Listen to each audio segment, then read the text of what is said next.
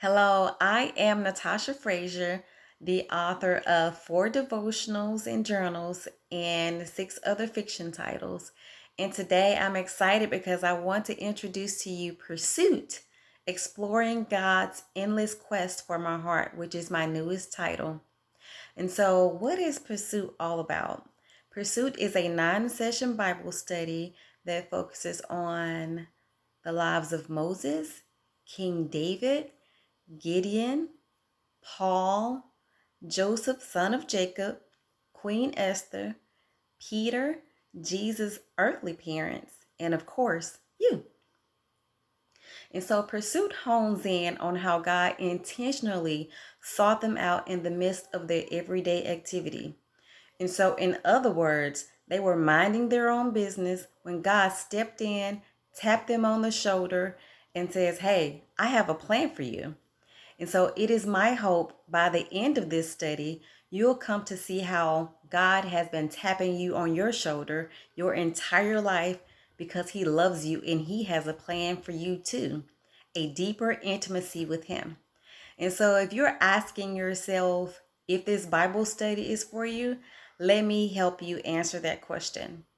And so, if you've questioned what God may be doing or trying to say to you throughout this pandemic, then this Bible study is for you. If you desire greater intimacy with God, then this Bible study is for you. If Bible studies are your thing and you just enjoy doing them, then this Bible study is for you. And if you've ever wondered if God has a plan for you, or whether or not He's been speaking to you, then this Bible study is for you.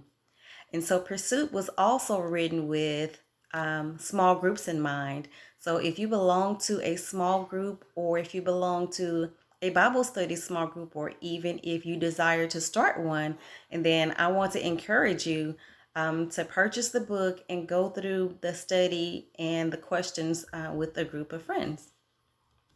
And so Moses is the first person in the book that we study, and I want to take a moment and read an excerpt to you. And so we begin with a meditational thought of what can I learn about God's pursuit of me through Moses' story. And we start off in Exodus chapters 2 and 3. So Moses was set apart at birth. When Pharaoh put out an order to kill all the Israelite boys and put them in the Nile River, Moses was saved by Pharaoh's daughter and his sister. Years later, he fled to Midian after killing an Egyptian who was beating up an Israelite. And while in Midian, he married Zipporah and started a family. And now here is Moses. He's living his own life, tending his father-in-law's flock when he has a God encounter, the burning bush. And so God appeared to Moses in the form of a bush that was engulfed in blazing fire, yet it wasn't burning up. So, of course, Moses, like most of us probably would have been, he was curious. He had to get closer to see what was happening. And so I hope you caught that. He had to get closer. Why isn't the bush burning? When Moses walked closer to the bush, God began speaking to him, calling him by name. And so one thing that amazes me is the confirmation that God knows each of us by name, just as He did Moses. He called Moses out to give him an assignment.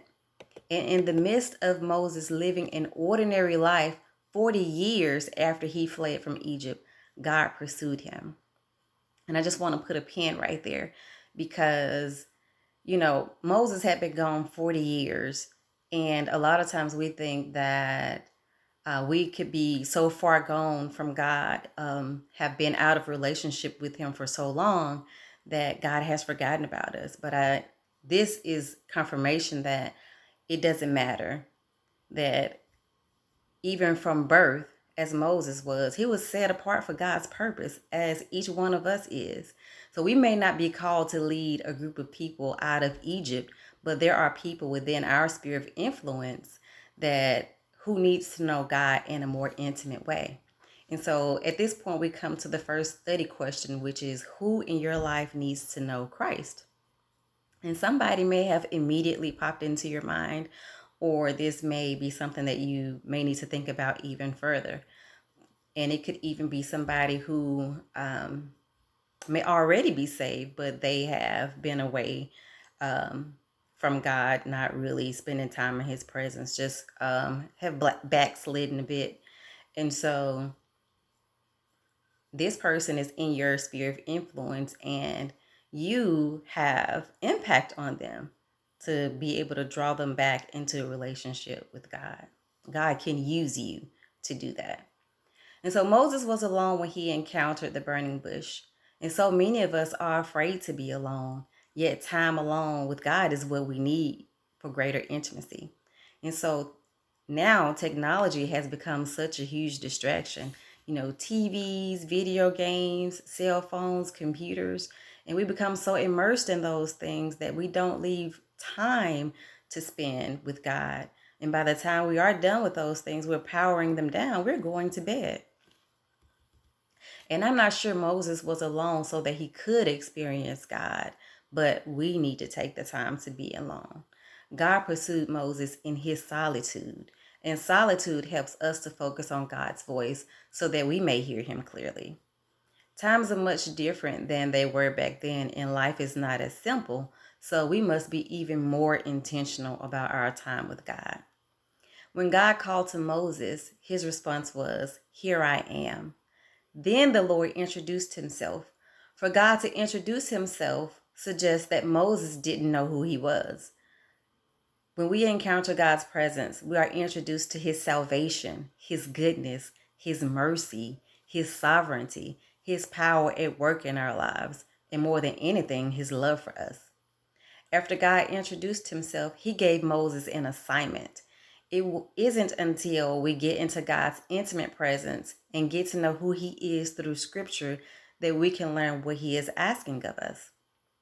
How else would we know he is leading us to do anything if we don't know him or his voice? There is no way around it. Intimacy with God is a must. And so that is our first stopping point.